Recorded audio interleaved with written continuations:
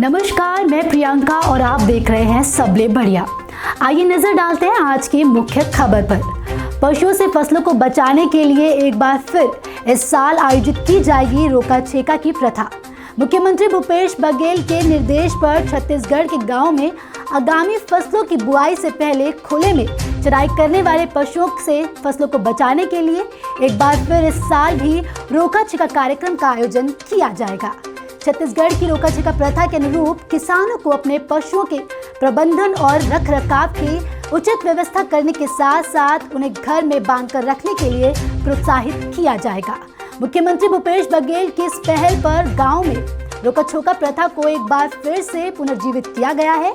बता दें कि रोका छेका कार्यक्रम का यह दूसरा साल है। कृषि उत्पादन आयुक्त डॉक्टर कमलप्रीत सिंह ने रोका छेका कार्यक्रम के लिए दिशा निर्देश जारी कर दिए हैं। इसके साथ ही कलेक्टर और जिला पंचायत के मुख्य कार्यपालन अधिकारियों को कार्यक्रम की सभी प्राथमिक व्यवस्था को सुनिश्चित करने के लिए निर्देश भी दिए हैं। आपको बता दें कि पशुओं के चरने से फसल को होने वाली हानि से बचाने के लिए रोका छेका प्रथा को शुरू किया गया था।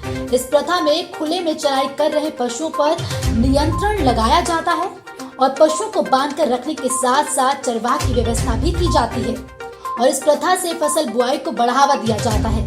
कृषि उत्पादन आयुक्त ने निर्देश जारी कर कहा है कि पिछले साल की रोका छेका प्रथा की व्यवस्थाओं के अनुसार ही इस साल भी रोका छेका प्रथा की सभी व्यवस्थाएं सुनिश्चित की जाएंगी और इसमें ग्राम सरपंच, पंच, जनप्रतिनिधि के साथ ही ग्रामीणों द्वारा पशुओं के नियंत्रण से फसल बचाने का निर्णय लिया जाएगा।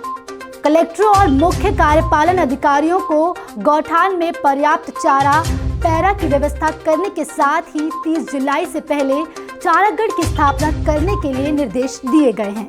इसके साथ ही कलेक्टरों को रोका छेका कार्यक्रम का स्थानीय स्तर पर प्रचार प्रसार करने और ग्रामीण जनों की सहभागिता सुनिश्चित करने के लिए निर्देश जारी किए गए हैं। अभी के लिए सिर्फ इतना ही। जल्द लौटेंगे दूसरी खबर के साथ। छत्तीसगढ़ से जुड़ी जानकारी देखने के लिए बने रहे सबले बढ़िया के साथ।